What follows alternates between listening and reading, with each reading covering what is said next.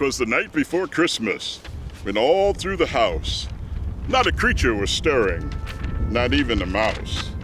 The stockings were hung by the chimney with care, in hopes that St. Nicholas soon would be there. The children were nestled all snug in their beds, while visions of sugar plums danced in their heads. And Mama in her kerchief and I in my cap had just settled our brains for a long winter's nap, when out on the lawn there arose such a clatter, I sprang from the bed to see what was the matter. Away to the window I flew like a flash, tore open the shutters and threw up the sash. The moon on the breast of the new fallen snow gave the luster of midday to objects below, when what to my wondering eyes should appear but a miniature sleigh and 8 tiny reindeer. With a little old driver so lively and quick, I knew in a moment it must be St. Nick. More rapid than eagles, his coursers they came, and he whistled and shouted and called them by name. Now Dasher, now Dancer, now Prancer and Vixen, on Comet, on Cupid, on Donner and Blitzen.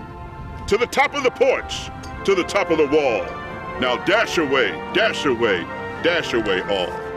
As dry leaves before the wild hurricane fly, when they meet with an obstacle, mount to the sky.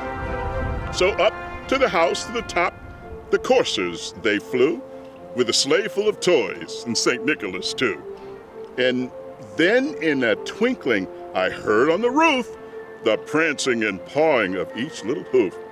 As I drew in my head and was turning around, down the chimney St. Nicholas came with a bound.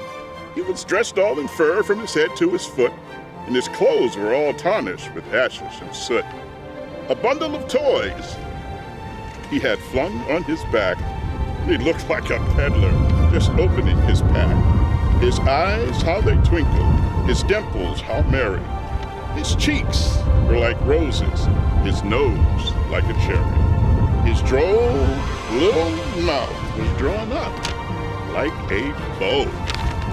Oh, and the beard of his chin was as white as the snow. The stump of a pipe he held tight in his teeth, and the smoke had encircled his head like a wreath. He had a broad face and a little round belly that shook when he laughed like a bowl full of jelly. He was chubby and plump, a right jolly old elf, and I laughed when I saw him, in spite of myself. A wink of his eye and a twist of his head soon gave me to know I had nothing to dread. He spoke not a word, but went straight to his work, and filled all the stockings, then turned with a jerk, and laying his finger aside his nose, and giving a nod, up the chimney he rose. He sprang to his sleigh, to his team gave a whistle, and away they all flew, like the down of a thistle. But I heard him exclaim, ere he drove out of sight, "Happy Christmas to all, and to all, good night." Ho, ho, ho! Merry Christmas!